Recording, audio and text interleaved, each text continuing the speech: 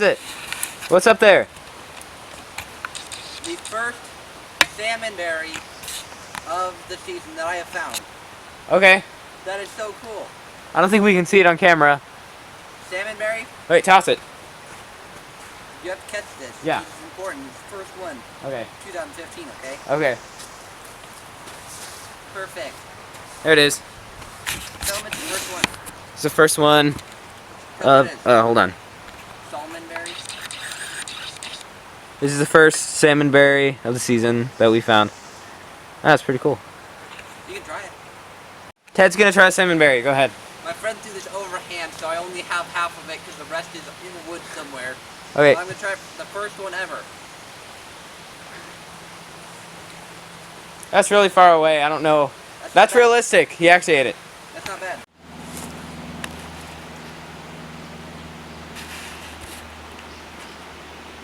Cool. Yeah.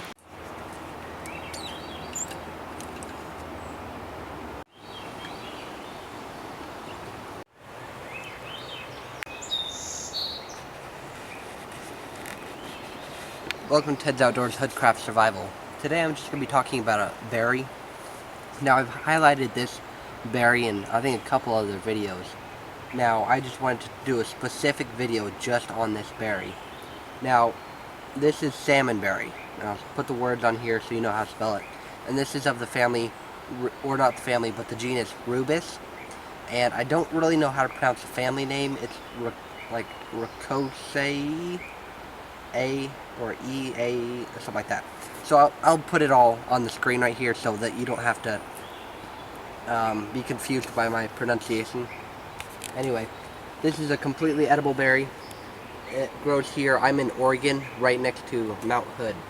And so it grows very abundantly around here because it's quite wet around here where I live. Now, I will grab a good candidate for the camera for you. Oops. And you can see how it's the color of kind of like salmon. I would say it's a little bit more orange, but they change colors quite often. And you can see it's got like a small pocket in there, so you can wear it on your finger if you like, for a little bushcraft jewelry, I guess. Anyway,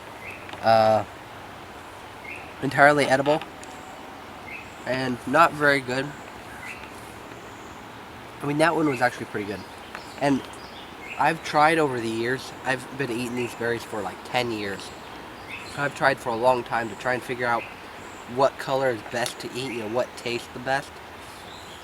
And I don't think there's any science to it, because I've eaten a blood red one, which was, I think that's where it's least ripe. It was one of the best ones I've ever had. All the other red ones I've had were completely disgusting because they weren't ripe yet. And so it just, you know, personal preference, I guess, and I just eat the berries if they're not white or green or anything, and then it's either good or it isn't. I don't think there's any science to it. There might be, but, you know, I'm ignorant in that sense, I guess. But these are very good berries. They're not sweet, I would say, really at all. I've had a sweet one before, but they're not, on average, very sweet at all. But they're good, you know, and they're wild edible. Very good for you, I assume. And of course, you shouldn't just watch this video and go out and try a bunch of berries because you saw it here. No. Do your own research, find a teacher if you can, and, you know, don't just take my word for it, please. That's a dangerous thing to do. And so, yeah, I think it's the same family.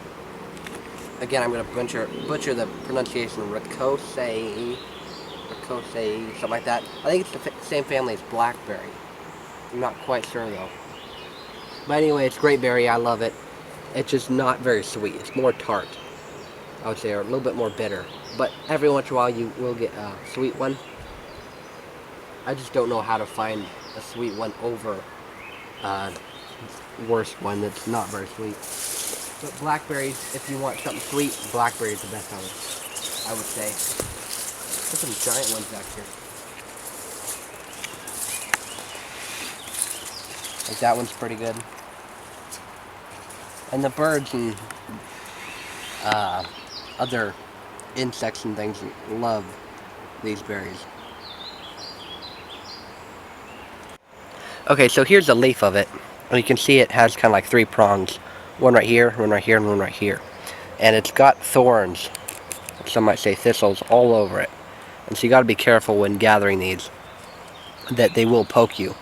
You know, even on the back of the leaf, it's very thorny. But that's not a bad sign that's saying, you know, it's not edible. But, you know, they are thorny, and so you got to be very careful when gathering them.